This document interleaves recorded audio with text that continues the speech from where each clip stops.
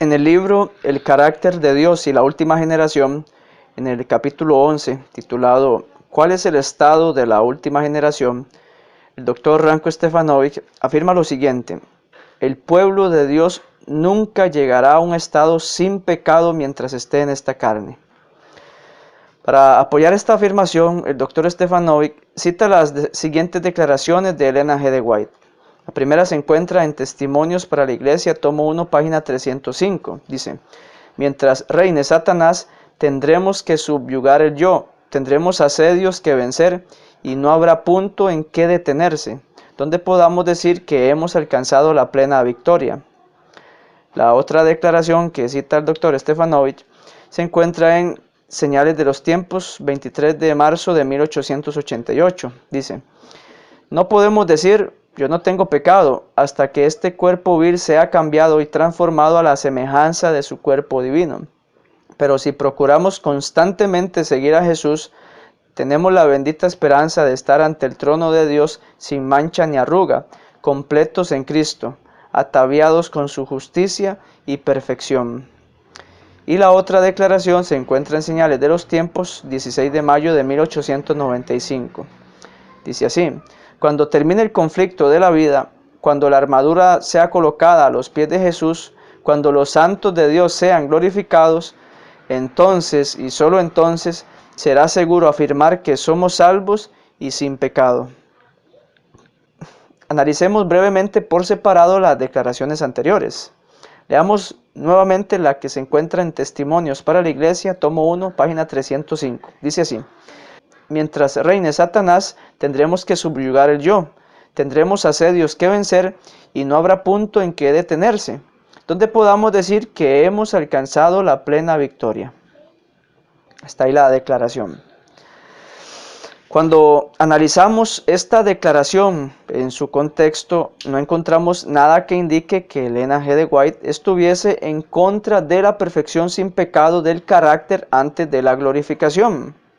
El contexto de la declaración bajo análisis es sumamente claro. Veamos. El 3 de agosto de 1861, a Ellen G. White se le mostró en visión varias iglesias y familias, las cuales compartían un elemento en común: un falso concepto acerca de la santificación. Todas las personas a las cuales la hermana White hizo referencia hacían alarde de su propia justicia, devoción y su vida consagrada, mientras que a la vez se mantenían lejos de la guía del Espíritu Santo. Una de esas personas fue el hermano J. La hermana White menciona lo siguiente acerca de él. Testimonios para la Iglesia, tomo 1, página 299. Se me presentó al hermano J y vi que su proceder no agradaba a Dios. Era inestable. Ha estado confundido por la teoría de la época del futuro. Y como no existe ni la menor armonía entre esta teoría y el mensaje del tercer ángel, perdió su amor por la fe en el mensaje y se sintió irritado porque se había dicho tanto acerca de él. El hermano J está engañando a otros. Su tema ha sido la consagración cuando su corazón no estaba en lo recto. Su mente ha estado dividida. No ha tenido un ancla que lo sostenga, debido a lo cual ha ido a la deriva sin una fe que lo mantenga firme. Satanás lo ha utilizado para confundir las mentes. La poca influencia que ha tenido la ha utilizado para introducir prejuicio contra el mensaje del tercer ángel. Mediante informes falsos ha presentado las visiones en una luz equivocada, y las almas débiles que no estaban establecidas en la verdad presente se han alimentado de esas cosas en lugar de recibir comida limpia y bien seleccionada. Ha estado engañado en lo que concierne a la santificación. Hasta ahí la declaración. La hermana White más adelante afirma que el hermano J recibió del pastor K, que sabemos que su nombre era Solomon Welcome, esta falsa teoría de la santificación. En relación con el pastor K, o Solomon Welcome, Ellen G. White señaló lo siguiente que se encuentra en Testimonios para la Iglesia, tomo 1, página 300 y 301. Dice: me fue mostrado que el pastor Solomon Welcome se hallaba en terreno peligroso. No está unido con el tercer ángel. disfrutó una vez de la bendición de Dios, pero no así ahora, porque no apreció la luz de la verdad que resplandeció sobre su senda. Conservó una teoría metodista de la santificación y la recalca, dándole la mayor importancia. Considera de poca consecuencia las verdades sagradas aplicables a este tiempo. Siguió su propia luz y quedó cada vez más sumido en tinieblas. Se alejó paulatinamente de la verdad, hasta un punto en que ésta tiene ya poca influencia sobre él. Satanás dominó su mente y ocasionó graves daños a la causa de la verdad en el norte de Wisconsin. Esta teoría de la santificación que la hermana G recibió del pastor Solomon Welcome y que ella procuró seguir es la que ha arrastrado a este terrible fanatismo. El pastor Solomon Welcome ha aturdido y confundido a muchos con esta teoría de la santificación.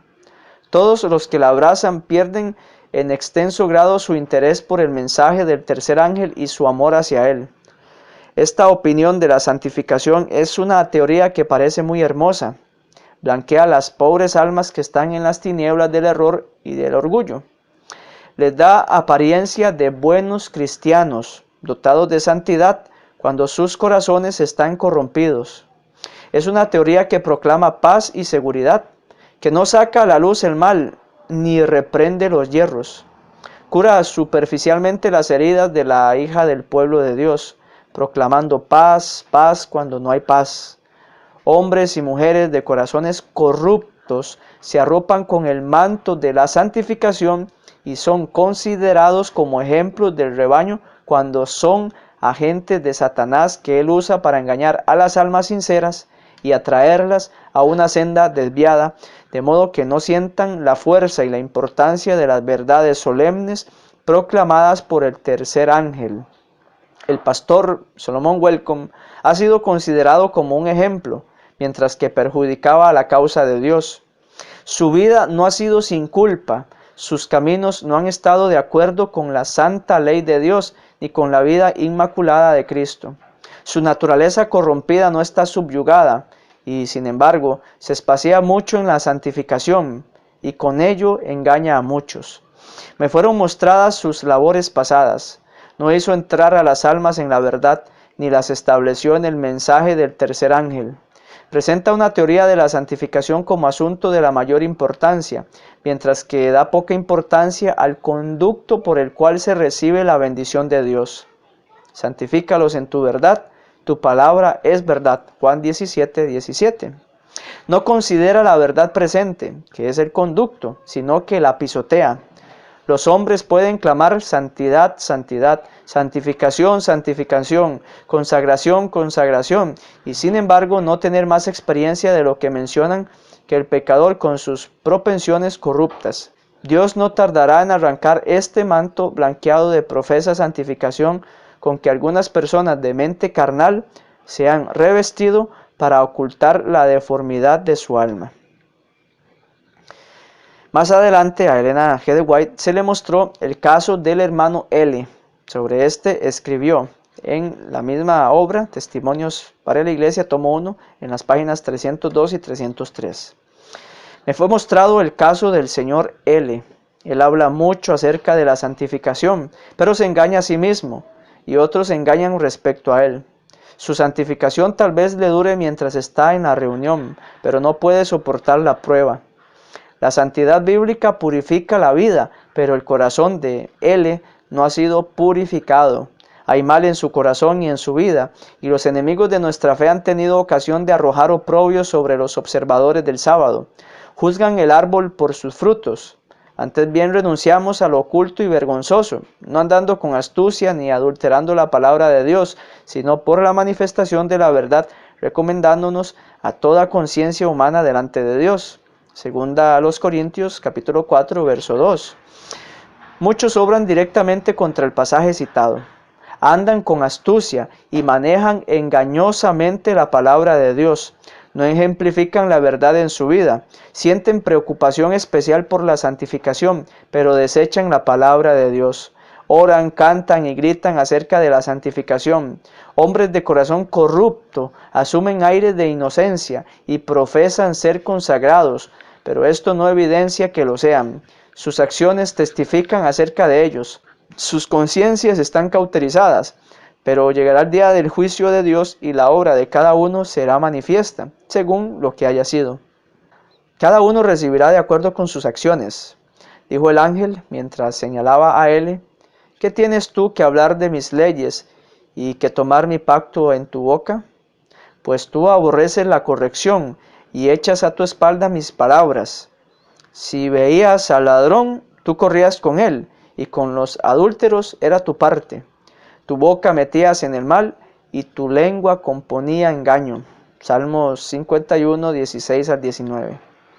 Dios dispersará y sacudirá estas influencias divisorias y librará a su pueblo si los que profesan toda verdad acuden en auxilio del Señor. Luego, Elena G. de White establece algunos principios acerca de la santificación bíblica. Ella escribió en la página 303 y 304 de Testimonios para la Iglesia, tomo 1. Dice así: no hay santificación bíblica para los que desechan una parte de la verdad. La palabra de Dios es bastante clara para que nadie necesite errar. La verdad es tan sublime que admira a los intelectos más elevados y sin embargo tan sencilla que puede comprenderla y ser instruido por ella el más humilde y débil Hijo de Dios. Los que no vean la belleza de la verdad ni le den importancia al mensaje del tercer ángel quedarán sin excusa, porque la verdad es clara. Pero si nuestro evangelio está aún encubierto, entre los que se pierden está encubierto, entre los cuales el Dios de este siglo cegó el entendimiento de los incrédulos, para que no les resplandezca la luz del evangelio de la gloria de Cristo, el cual es la imagen de Dios. Segunda a los Corintios 4, versículos 3 y 4. Santifícalos en tu verdad, tu palabra es verdad, y por ellos yo me santifico a mí mismo para que también ellos sean santificados en la verdad. Juan 17, verso 17 y verso 19. Habiendo purificado vuestras almas por la obediencia a la verdad mediante el Espíritu, para el amor fraternal no fingido, amaos unos a otros entrañablemente de corazón puro. Primera de Pedro 1:22. Así que, amados, puesto que tenemos tales promesas, limpiémonos de toda contaminación de carne y de espíritu, perfeccionando la santidad en el temor de Dios. Segunda a los Corintios 7:1. Por tanto, amados míos, como siempre habéis obedecido, no como en mi presencia solamente, sino mucho más ahora en mi ausencia, ocupaos en vuestra salvación con temor y temblor, porque Dios es el que en vosotros produce así el querer como el hacer, por su buena voluntad. Haced todo esto sin murmuraciones y contiendas, para que seáis irreprensibles y sencillos, hijos de Dios sin mancha en medio de una generación maligna y perversa, en medio de la cual resplandecéis como luminares en el mundo. Filipenses 2, versos 12 al 15. Ya vosotros estáis limpios por la palabra que os he hablado. Juan 15:3. Maridos, amad a vuestras mujeres así como Cristo amó a la iglesia y se entregó a sí mismo por ella para santificarla, habiéndola purificado en el lavamiento del agua por la palabra, a fin de presentársela gloriosa, que no tuviese mancha, ni arruga, ni cosa semejante, sino que fuese santa y sin mancha. Efesios 5:25 y 27.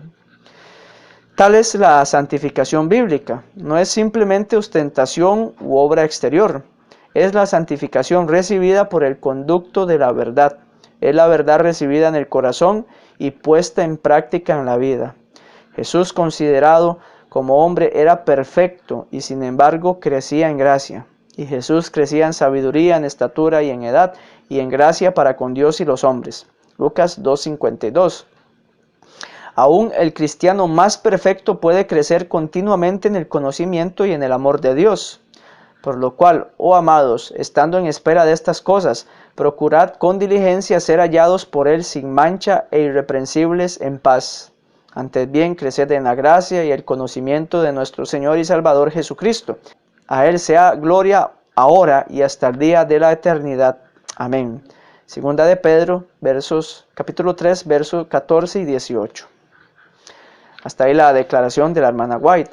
Y a continuación sigue el párrafo que contiene la declaración bajo análisis. Testimonios para la Iglesia, tomo 1, página 305.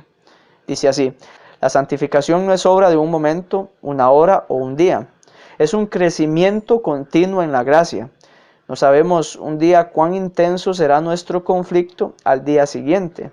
Satanás vive, es activo y cada día necesitamos clamar fervorosamente a Dios por ayuda y fortaleza para resistirle.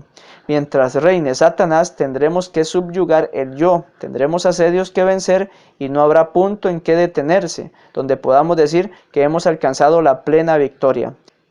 No que lo haya alcanzado ya ni que sea perfecto, sino que prosigo por ver si logro asir aquello para lo cual fui también asido por Cristo Jesús. Filipenses 3:12. La vida cristiana es una marcha constante hacia adelante.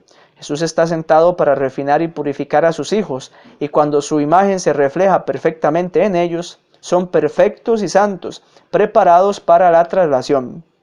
Se requiere del cristiano una obra grande. Se nos exhorta a purificarnos de toda inmundicia de la carne y del espíritu, y a perfeccionar la santidad en el temor de Dios. En esto vemos en qué estriba la gran labor. Hay trabajo constante para el cristiano. Todo sarmiento de la cepa debe obtener de ella vida y fuerza a fin de dar fruto. Hasta ahí la declaración de la hermana White. El contexto de la declaración utilizada por el Dr. Stefanovich para probar que el pueblo de Dios nunca llegará a un estado sin pecado mientras esté en esta carne es sumamente claro y nos hace llegar a conclusiones distintas a la del Dr. Stefanovich y consecuentes con la teología de Elena G. de White sobre la perfección del carácter. Antes de señalar algunos puntos que están presentes en el contexto de la declaración en análisis y que arrojan luz para entender lo que en verdad Elena G. de White quiso transmitir, recordemos que Elena G. de White enseñó en varias ocasiones que podemos vivir una vida sin pecado. Por lo tanto, la interpretación que hace el Dr. Stefanovich de la declaración de la hermana White es muy discutible, ya que si es como él interpreta, estaríamos frente a una clara contradicción en los escritos de Elena G. de White, lo cual no es así si aceptamos su inspiración. Ahora bien, lo primero que queremos establecer es que el contexto de la declaración en estudio se divide en dos temas. 1. Una crítica de Elena G. de White a los falsos conceptos sobre la santificación, los cuales eran promovidos por el pastor el pastor Solomon Welcome. Y 2. Algunos principios bíblicos sobre la perfección del carácter. En relación con el primer punto, Elena G. de White estaba en contra de la actitud de algunas personas que se creían justas y santas cuando su condición era todo lo contrario. También criticó el punto de vista que sostenía el pastor Solomon Welcome sobre la santificación. Consideramos que la clave para interpretar correctamente la declaración en estudio está en conocer la enseñanza del pastor Solomon Welcome. Lo primero que debemos señalar es que Elena G. de White no menciona específicamente los detalles involucrados en la falsa santificación que promovía el pastor Solomon Welcome. Ella solamente menciona que dicho pastor conservó una teoría metodista de la santificación. Lo que sí está claro en el testimonio de la hermana White es que dicha teoría se caracterizaba por hacer creer que las personas eran santas y puras cuando la realidad mostraba todo lo contrario. Eran personas que le daban poca importancia a la palabra de Dios y sus caminos eran contrarios a sus mandamientos. Con el fin de añadir algunos elementos que nos den más luz para comprender las declaraciones en análisis de Elena G. de White, permítanme hacer alusión a un artículo histórico muy revelador que describe en qué consistía la teología del pastor Solomon Welcome. Dicho artículo fue escrito por el pastor Adriel D. Chilson, quien fue pastor de la Conferencia de Wisconsin, lugar en donde el pastor K. promovió su teoría de santificación. El pastor Chilson investigó la historia local y los antiguos artículos de la Review and Herald. En dicha investigación se hace referencia al pastor Solomon Welcome y a su teoría de la santificación. El pastor Chilson menciona, entre otras cosas, lo siguiente. Al igual que otros que se habían unido a la proclamación de la verdad del sábado, Solomon Welcome había traído consigo algunas enseñanzas de la iglesia a la que había pertenecido anteriormente. Los primeros metodistas enseñaban una doctrina de entera santificación. No era solo una limpieza del pecado en sí, sino una extracción de la raíz del pecado. Enseñaban que la santificación, al igual que la justificación, era una experiencia instantánea. Por ejemplo, se enseñaba que hay que obtener una vida pura, un corazón puro, una consagración completa de uno mismo a Dios y a su servicio, así como la purificación del corazón y del alma. Por lo tanto, la santificación no es un proceso como el crecimiento de un árbol o una planta, sino que es la obra más profunda del Espíritu de Dios en la limpieza del alma adámica. No podemos crecer hacia la santidad más de lo que podemos crecer hacia la regeneración. Un hombre que se convierte hoy es justificado, puede ser santificado en la próxima hora. Hasta ahí la declaración del pastor Chilson.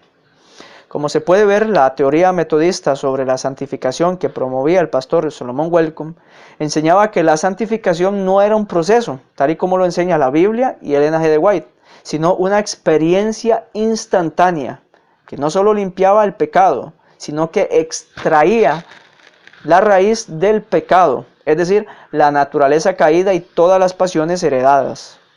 Dicha enseñanza no tiene ni un ápice de semejanza con la doctrina de una vida sin pecado antes de la glorificación, ya que ésta descansa sobre la base de que la santificación es un proceso y que la naturaleza pecaminosa y las pasiones heredadas serán erradicadas hasta la glorificación, mientras que la teoría del pastor Welcome no lo consideraba así, ya que, como hemos visto, esta enseña que la santificación es una experiencia instantánea y que la tendencia al mal era erradicada instantáneamente antes de la glorificación. Con esto en mente, entonces volvamos a leer la declaración de Elena G. de White citada por el Dr. Stefanovic y vamos a notar que Elena G. de White no está atacando la doctrina de la perfección sin pecado del carácter, sino la teoría metodista promovida por el pastor Solomon Welcome. La declaración dice así: la santificación no es obra de un momento, una hora o un día. Es un crecimiento continuo en la gracia. No sabemos un día cuán intenso será nuestro conflicto al día siguiente. Satanás vive, es activo y cada día necesitamos clamar fervorosamente a Dios por ayuda y fortaleza para resistirle. Mientras reine Satanás tendremos que subyugar el yo, tendremos asedios que vencer y no habrá punto en que detenerse, donde podamos decir que hemos alcanzado la plena victoria.